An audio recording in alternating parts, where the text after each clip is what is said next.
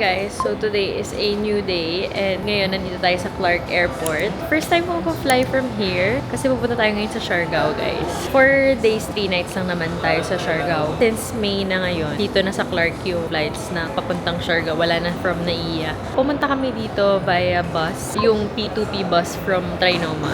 Papunta dito, diretso naman siya sa airport. Ang ganda dito sa airport na to kasi ang tahimik. Hindi katulad sa Naiya. Mamaya pang 11:25 yung flight namin. We're too early. 8 a.m. pa lang ngayon. Almost 2 hours na kami naghihintay. Sobrang inaantok na ako, guys. Kasi 2 hours, mahigit lang yung tulog ko. Galing pa akong work kahapon. Tapos kahapon lang din ako nag-pack ng gamit ko for this trip. So, ang antok na to ay grabe na. So, dahil dyan, we're here at Coffee Bean. Sa try natin yung bago nilang drink, yung dry ice Americano nila. So, yung in-order ko yung double chocolate. So, let's try. Yung late ka na, pero ako mo pa magkape. So creamy.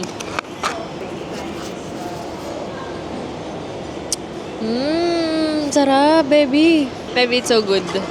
Ang sarap niya, guys. Creamy siya. Milky and creamy. Sarap pa. Ang in-order kasi niya, Spanish latte.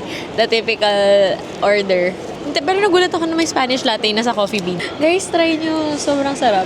Ewan ko kung ako lang, pero mahilig kasi ako sa ganito, yung creamy siya na milky and at the same time matamis siya. Pero kung hindi kayo fan ng matamis na coffee, then don't try this. Though may tapang pa rin naman, pero overall it's sweet.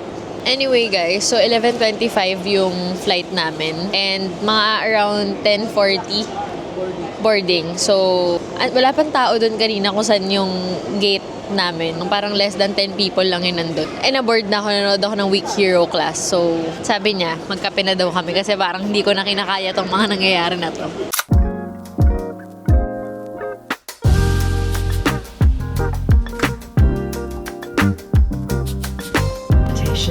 Please remain on your assigned seat.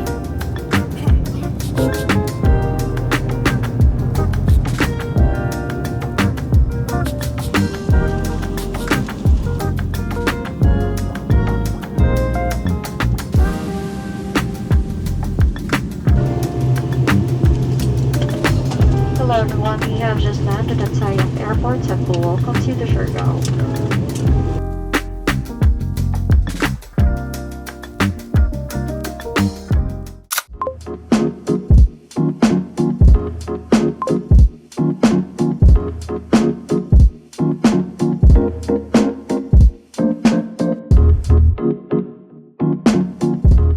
So guys, nandito na tayo sa Siargao. Actually, nakapag-check-in na kami, pero since hindi pa kami kumakain, iniwan muna namin yung mga gamit namin sa room. Then ngayon, para makakain kami at makapunta kami sa main road, nag-rent na kami ng motor. Ang rate yata nila dito parang 500 per day. Hindi ko sure, ko-confirm ko mamaya. Pero 2 days lang naman namin ni-rent kasi para may 1 day kami na mag-island hopping. So, hindi rin namin magagamit yung motor. Actually, meron pala paglabas from airport, meron na dong mga van na nag-o-offer ng ride door-to-door kung saan kayo nagsistay. Kung lalo na dito sa General Luna area, sa Tourism Road. So, 300 per head yun. Pero as in door-to-door naman nila kayo hatid.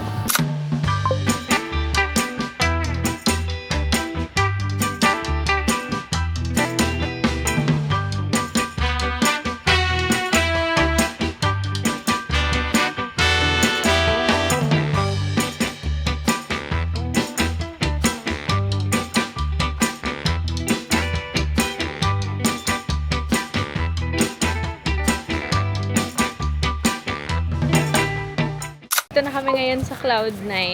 Parang 2 kilometers away from our hotel lang naman to. Medyo umaambon pa nga guys. Kasi kanina naghahanap kami ng beach na pagtatambayan. Sabi ko, dito na tayo sa Cloud9. Since wala pa naman talaga kaming itinerary for today. At least, kung na kami dito sa Cloud9, pwede pa kaming magtambay-tambay sa beach.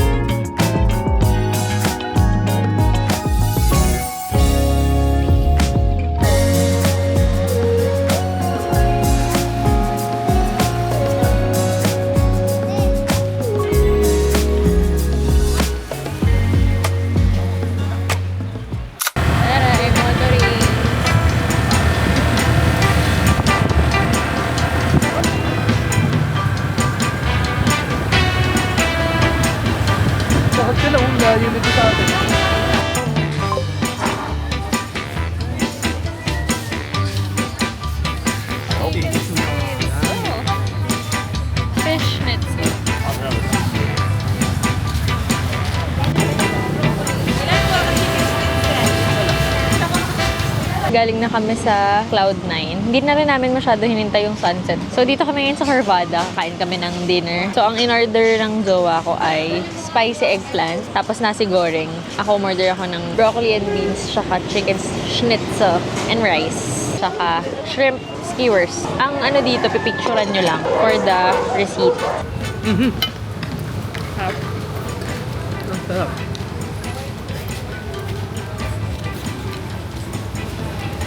Order din kami ng grilled shrimp. Dami ng serving, guys. Magkano lahat? Magkano lahat? 540. Oo, pwede na. After dito, guys, baka bumalik na kami sa hotel. Magpapahinga muna kami, guys, kasi medyo mahaba yung biyahe namin. Okay dito. 540 lahat ng bill natin. Ang dami naman ng serving, so okay lang, I think. So guys, it's our second day here in Siargao. Today's agenda ay mag-DIY land tour kami. Pero hindi na siguro namin ang pupuntahan yung super layo, yung mga Trogon's Perch. Mag-Little Hawaii ba tayo? Yung malayo lang din nalimutan yung mapung Magpopongkorok? Alam ko magkadikit lang yun halos. Yung mga typical na pinupuntahan sa land tour, yung mga magpopongkorok, pool, Maasin River. Hindi ko alam kung Maasin River kami, pero baka dumaan kami for photos. Kasi pwede ka mag-rent ng boat doon magpa-paddle boat. Tapos pupunta kami sa Coconut Road. Ang pinakagusto ko talagang puntahan, yung sinasabi nilang Little Hawaii, o yung parang viewpoint siya na beach, tapos parang crossroad siya na may yan. Parang lakas maka Malibu Nights. Tsaka yung Katangnan Bridge. Pero sunset maganda puntahan doon. So after na lang natin sa taas. Basta more on land tour. Tingnan namin kung ano yung mapupuntahan namin with the time. Maaga pa naman. Ano oras na, baby? 9 a.m. So, nagbe-breakfast lang muna kami dito sa Tom and Tom's. So, ang in-order namin here ay caramel macchiato tsaka yung Oriental Latte. Yun daw yung mga bestseller nila dito. Pero na-try ko na to before sa Pampanga. So, ang gusto ko dito sa kanila is yung toast nila. Masarap. So, let's see kung ganun din yung lasa dito sa Siargao. Sarado pa kasi yung mga ibang cafe na local. Try na natin yung caramel macchiato. Hindi ko, naalala ko kasi non-blended yung ininom ko. Kaya, hindi ako natuwa. I'm not sure if masarap yung ice lang. Yung pati natin man. Ano?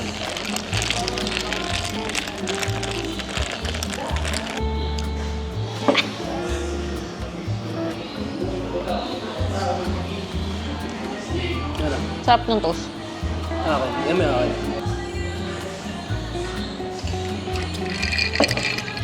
Yung sa'yo masarap. Yung sa akin hindi. Tapang. Sarap. Gusto mo? Nakakagising. Palit tayo. May isa na naman pong boyfriend na nakuhaan ng drink. Yung caramel macchiato nila, para siyang fruity na nutty yung beans. So, hindi ka masyadong dive. Bakit galing dito? Ano siya? Vietnamese latte. Safe option.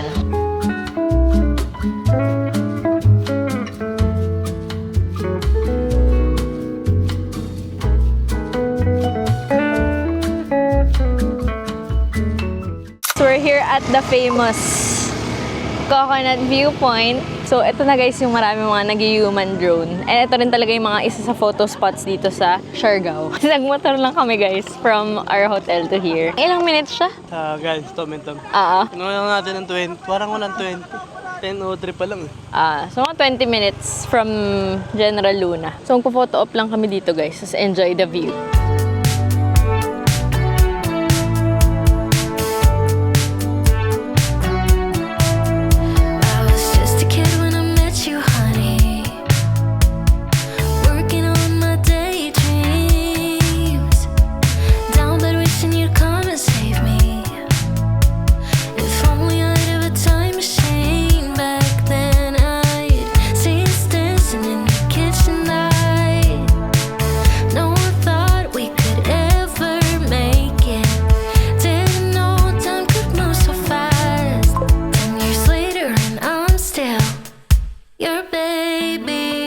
Next agenda is Maasin River. Pero hindi kami mag-jump or mag-boat dito. More on sightseeing tsaka photo ops lang. Tapos ang entrance fee dito ay 30 pesos per person. Tapos pag mag-rent kayo ng boat, 600 for 3 passengers. Meron din naman bamboo raft, parang 20 pesos per pax.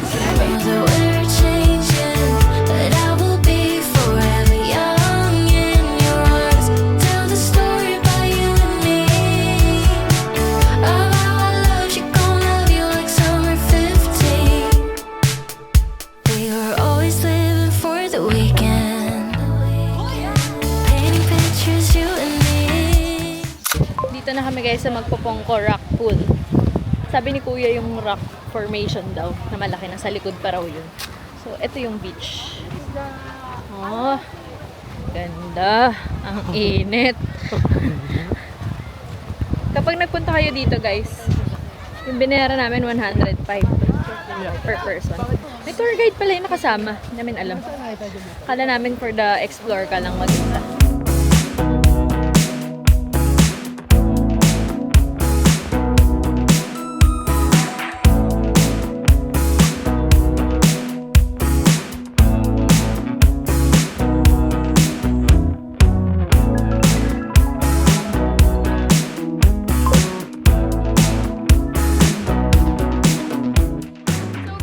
We're here at the $1 million view daw dito sa Siargao.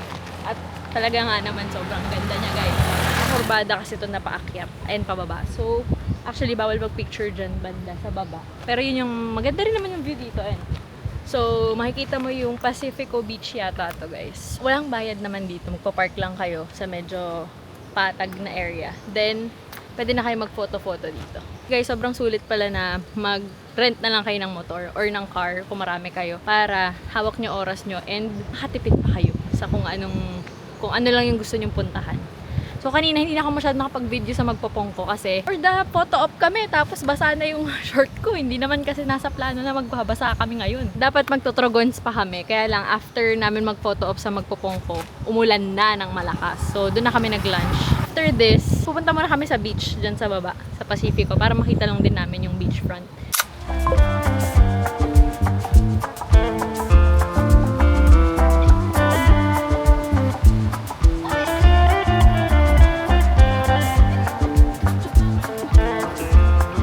Dito kami sa Pacifico Beach. Maulan na naman guys. Inulan na naman kami. Kanina inulan kami doon sa Magpopongko. Ngayon, napunta na dito yung ulan. Pero feeling ko maulan din dun sa General Luna. Dito talaga yung ibang surfing site na mas tahimik. And mas malaki yung area. Wala masyadong tao kasi nagsisurf. Pero medyo malayo na kasi ito sa amin. Parang 40 kilometers away, no? Layo na. Parang 1 hour biyahe. Wala, nag-side trip lang kami. So, after namin bumalik sa area namin, papahinga lang kami saglit sa B&B. Tapos, pag mga hapon na, pa-sunset, pupunta kami ng Katangnan Bridge. So, it's 5:19 PM. Dito tayo sa Katangnan Bridge. As you can see, ang ganda ng sunset. Naabangan lang namin na bumaba yung araw. O, diba? Lakas baka, o. Asang mahabang bridge siya, guys, na pwedeng magtatambay sa gilid. Kasi wala naman masyadong dumadaan. Tapos, sa dulo na to, yung malapit sa General Luna side, may mga parang bansyeto. So, may mga maliliit na food stalls na pwedeng kainan. Sabi ng jowa ko, saglit lang daw kami dito. Hintayin lang daw namin bumaba yung araw. Tapos kain kami doon sa, sa mga food stalls. Ang sarap dito guys, tahimik. Dito pala yung super gandang sunset na sinasabi nila. At ang famous Afam Bridge.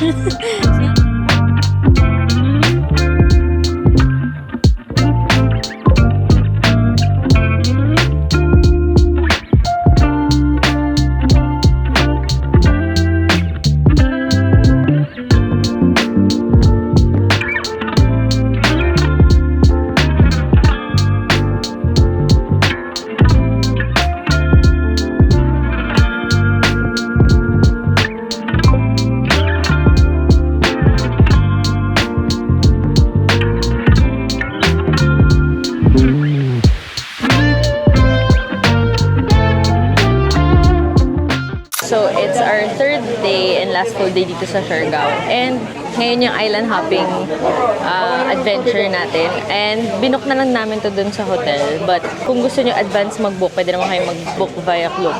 Gamitin nyo na lang yung code ko dyan para may discount.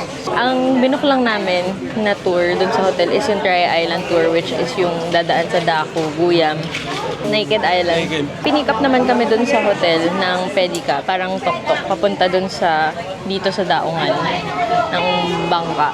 Tapos ang dami tao dito guys kasi ito talaga yung pick-up point ng mga for island hopping. Medyo late yung start ng island hopping dito sa Siargao kasi dito parang past 8 AM na kami pinick up. Yun, waiting lang kami sa boat.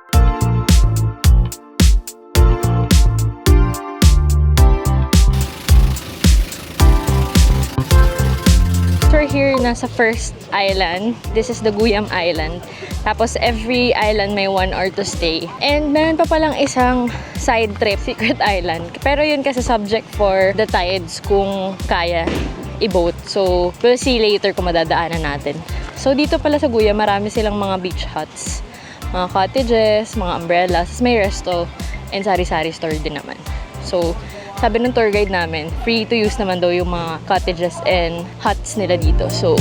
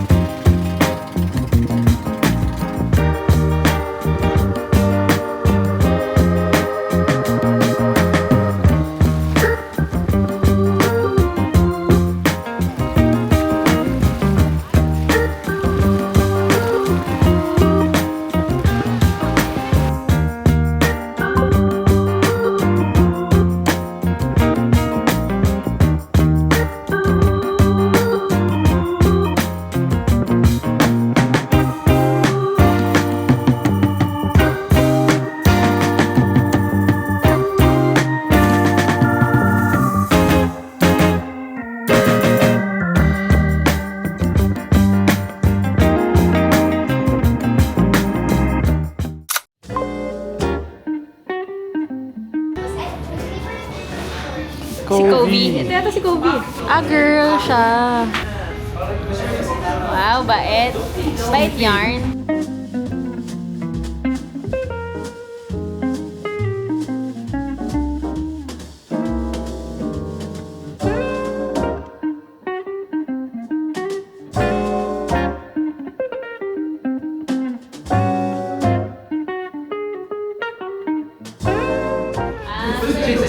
Chip. Galing nga. Galing nga. Ganyan po. Wow, dog whisper. Guys, sa kanya sumusunod yung mga aso.